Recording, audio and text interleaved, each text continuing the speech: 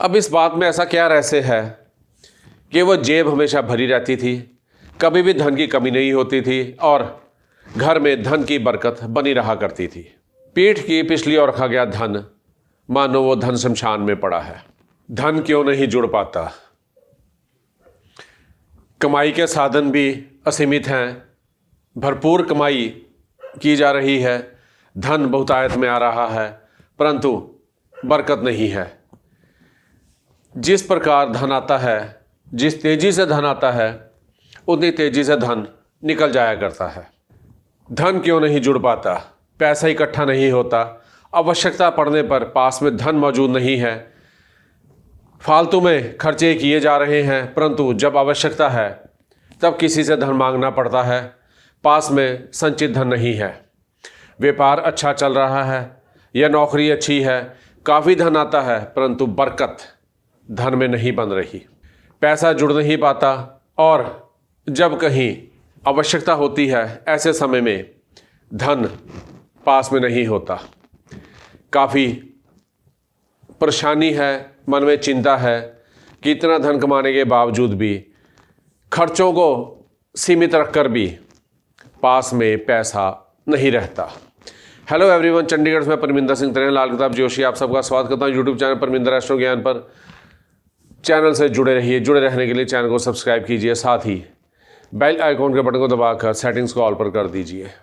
एक आदमी छोटा मोटा व्यापार करता है और छोटा सा काम है उस व्यक्ति का, सीमित सी आय है, उसके बावजूद भी उस व्यक्ति के पास अपने परिवार के लिए, अपने दुख सुख के लिए धन जमा होता है। परंतु उसके विपरीत दूसरी ओर एक ऐसा व्यक्ति है जिसके पास आय के साधन असीमित हैं, बेहद धन आता है, परंतु धन जुड़ नहीं पाता। कुंडली में ऐसी कौन सी ग्रहों की स्थिति हुआ करती है जो धन पास में जुड़ने की में मदद करती है? धन का जोड़ना कुंडली के चतुर्भाव से संबंध रखता है। जिस व्यक्ति की कुंडली में चतुर्भाव में कोई ग्रह नहीं है, उस व्यक्ति के पास धन नहीं जुड़ पाता।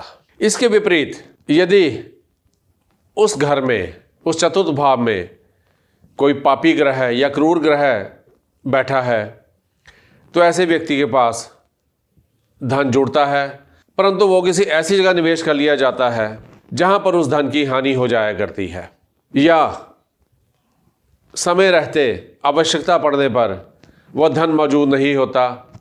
अनावश्यक खर्चों में दिल खोल कर उस धन को खर्च किया जाता है। और वहीं इसके साथ यदि चतुर्भाव में शुभ ग्रह विराजमान हो तो ऐसा व्यक्ति समय रहने पर उस धन का सदुपयोग कर लिया करता है। जिस व्यक्ति की कुंडली में चतुर्भाव खाली होता है, उसमें कोई ग्रह मौजूद नहीं है, वो व्यक्ति अपने सुखों हेतु, अपनी आवश्यकताओं हेतु धन निर्वाह नहीं कर पाते, अपितु इधर उधर के खर्चों में धन को खराब कर दिया करते हैं। लालच में आकर कहीं और निवेश कर दिया जहां धन की हानि हो जाया करती है। धन जुड़ने के लिए कुंडली का चतुर्थ भाव आबाद रहना बेहद आवश्यक है, उसमें कोई ग्रह होना बेहद आवश्यक है। यदि कुंडली के चतुर्थ भाव में कोई ग्रह मौजूद नहीं है तो ऐसे व्यक्ति के पास धन जुड़ नहीं पाता। चतुर्थ भाव को हमेशा आबाद रखने के लिए तेज चलते पानी में वस्तुएं जल प्रवाह करती रहनी चाहिए। ऐसा करते रहने से चतुर्थ भाव में कोई ना कोई ग्रह मौजूद रहेगा, चतुर्थ भाव आबाद रहेगा, जिससे पैसा, धन पास में जुड़ा रहेगा और आवश्यकता पड़ने पर उस धन का सदुपयोग किया जा सकेगा। जल प्रवाह करने के लिए किन वस्तुओं की आवश्यकता है, कौन सी वस्तुएं जल प्रवाह करनी है, इसके लिए किसी विद्वान ज्योतिषी का परामर्श लेना आवश्यक है। चतुर्थ भाव से संबंधित चीज़ें जल प्रवाह की जानी है, इसका परामर्श केवल एक विद्वान ज्योतिषी ही दे सकता है। इसके साथ साथ ही धन में बरकत रहे, उसके लिए एक सावधानी या एक उपाय कह लीजिए बेहद आवश्यक है। कभी भी मजबूरी में सोना गिरवी ना रखे, ना ही सोने को बेचे। वैसे आपने सोना खरीदना है, उसे देकर नई वस्तु ली जा सकती है, परंतु आवश्यकता पड़ने पर सोने को गिरवी रखना या सोने को बेचना जब मजबूरी हो, ऐसे समय में वो निशानी है जिससे प्रतीत होता है कि बुरा वक्त आने वाला है। बृहस्पति को बलवान करें, क्योंकि बृहस्पति धन का कारक है। चतुर्थ भाव में बृहस्पति उच्च के हुआ करते हैं। ऐसे में बृहस्पति को बलवान कर लेने से धन टिकना शुरू हो जाएगा। बृहस्पति को बलवान करने के लिए केसर का तिलक नाभि, जुबान और माथे पर किया जाए तो बृहस्पति बलवान रहेगा और धन जुड़ता रहेगा। बृहस्पति को बलवान करने के लिए एक और बेहतर उपाय, बुजुर्गों का आशीर्वाद यदि बना रहेगा तो बृहस्पति बलवान रहेंगे और कभी भी धन की कमी, धन की बरकत खत्म नहीं होगी। इसके अलावा एक ऐसा ज़बरदस्त उपाय जो हमारे पुराने बुजुर्ग लोग जाने अनजाने में वो उपाय किया करते थे या वो उपाय उनसे हो जाता था, क्यों उनका पहरावा कुछ ऐसा हुआ करता था जैसे पुराने लोग धोती और कुर्ता पहना करते थे और कुर्ते के अंदर एक ऐसी बनियान पहनी जाती थी जिसके यहाँ पर जेब हुआ करती थी, छाती, जिसका संबंध कुंडली में चतुर्थ भाव से है। छाती से लेकर नाभि तक का भाग कुंडली के चतुर्थ भाव से संबंधित है। पुराने बुजुर्ग लोग अपना सारा धन बनियान में अपनी इस जेब में रखा करते थे। उनके पास कभी धन की कमी नहीं होती थी। परिवार के किसी भी सदस्य को जितना भी धन चाहिए वो उसकी आवश्यकता अनुसार धन दे दिया करते थे। किसी और को भी आवश्यकता पड़ती है तब भी उस जेब में से धन निकल आया करता था और कभी भी धन उस जेब में ख़त्म नहीं होता था। और इन लोगों द्वारा दिया गया धन या निवेश किया गया धन कभी भी नुकसान नहीं देता था। ये लोग जिसे भी धन दिया करते थे वो धन वैसे ही वापस आया करता था या किसी व्यापार में या किसी योजना में निवेश कर दिया जाता था तब भी उस धन में बरकत होती थी और लाभ के साथ वो धन वापस आया करता था। कभी भी धन खराब नहीं होता था, कभी भी धन का नुकसान नहीं हुआ करता था। ये बात आज से 40-50 वर्ष पूर्व लोगों के बारे में कर रहा हूँ जो इस प्रकार अपना धन रखा करते थे और हर किसी को आवश्यकता पड़ने पर ये धनराशि दे दिया करते थे। अब इस बात में ऐसा क्या रहस्य है कि वो जेब हमेशा भरी रहती थी, कभी भी धन की कमी नहीं होती थी और घर में धन की बरकत बनी रहा करती थी। जहाँ उस धन को रखा जाता था वो छाती के पास का स्थान हुआ करता था और वो कुंडली के चतुर्थ भाव से संबंधित है। छाती और नाभि तक का भाग कुंडली के चतुर्थ भाव से संबंधित है। ऐसा कर लेने से चतुर्थ भाव हमेशा आबाद रहता था। उसमें धन के रूप में संबंधित ग्रह हमेशा मौजूद रहता था, जिस कारण कभी भी धन की कमी नहीं होती थी, कभी भी धन की बरकत कम नहीं होती थी और चतुर्थ भाव कभी भी खाली नहीं रहता था। वो लोग रात को सोते थे तब भी वो बनियान पहनकर सोते थे और वो पैसा यही छाती के साथ लगा रहता था और चतुर्थ भाव के कभी भी खाली ना रहने से धन हमेशा जुड़ा रहता था और धन की बरकत बनी रहती थी।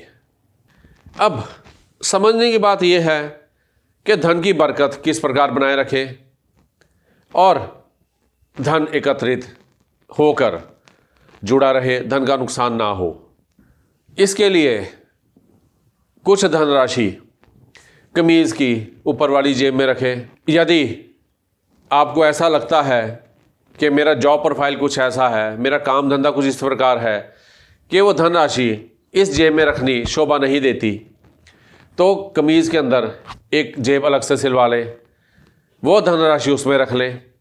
यदि ऐसा भी नहीं करना चाहते तो जो अंदर बनियान पहनते हैं, जो बनियान पहनी जाती है, उसके अंदर एक जेब अलग से लगवा कर उसमें कुछ पैसे रखें। ऐसा कर लेने से चतुर्थ भाव खाली ना रहेगा और इस जेब में धन रखने से कभी भी धन की कमी नहीं होगी, कभी भी धन की बरकत ख़त्म नहीं होगी। परंतु आज पहरावा बदल चुका है, धन को रखने के तरीके भी बदल चुके हैं। अधिकतर धन प्लास्टिक मनी के रूप में उपयोग किया जा रहा है और कुछ नगद धनराशि के साथ साथ वो plastic money, ATM card, debit card, credit card इत्यादि वो एक पर्स में रखकर पैंट की पिछली जेब में रख लिए जाते हैं। अब शरीर का पिछला भाग क्या है, इसे समझना बेहद आवश्यक है। शरीर का पिछला भाग कुंडली का 8वां घर हुआ करता है। पीठ की ओर का भाग कुंडली का 8वां घर हुआ करता है। ज्योतिष में 8वां घर शमशान से संबंधित है और शमशान में जो भी चीज़ जाती है जलकर राख हो जाया करती है। 80-90 किलो का आदमी शमशान में जाता है और 200-250 ग्राम की पोटली में उसे वापस लाया जाता है। यदि पिछली जेब में धन रखा जाएगा तो उस धन का हाल ऐसा ही होगा कि बोरी भर के धन बाज़ार लेकर जाएंगे और एक छोटे से लिफाफे में चीज़ लेकर घर वापस आ जाएंगे और समझ नहीं आएगा कि धन कहाँ गया। पीठ की पिछली ओर रखा गया धन मानो वो धन शमशान में पड़ा है। वहाँ पड़ा धन सदुपयोग नहीं होगा, बल्कि वो फालतू के खर्चों में निकलेगा, उसका दुरुपयोग होगा। कहीं बीमारी में निकल जाएगा, कहीं अन्य खर्चों में निकल जाएगा, जिस खर्चे का कोई भी औचित्य नहीं होगा। वहाँ रखा धन व्यर्थ के खर्चों में बर्बाद हो जाता है। इसलिए यदि धन जोड़ना चाहते हैं, धन की बरकत चाहते हैं, तो कुछ धनराशि अपनी छाती के सामने वाले भाग में रखें। चाहे वो अंदर बनियान में रखें, चाहे कमीज के पीछे एक जेब सिलवा लें, चाहे कमीज की सामने वाली जेब में रख लें। यदि इस प्रकार धन पड़ा रहेगा, कुंडली का चौथा भाव आबाद रहेगा, तो हमेशा धन की बरकत बनी रहेगी। आशा करता हूँ आज की वीडियो आपको बेहद पसंद आई होगी। यदि पसंद आई तो कृपया से लाइक और शेयर अवश्य करें और वीडियो को सुधारे तो कमेंट अवश्य दें, ताकि वीडियो को और बेहतर बनाया जा सके और ज्योतिष के इस महाविज्ञान के ज्ञान का विस्तार किया जा सके। आने वाली वीडियो में एक नया विषय, नई जानकारी, ग्रहों से होने वाली समस्याएं और जीवन में उन समस्याओं के उपाय जिनका निदान केवल ज्योतिष के माध्यम से किया जाता है लेकर आपकी सेवा में हाजिर रहूंगा। तब तक के लिए आप सबको मेरा प्यार भरा नमस्कार।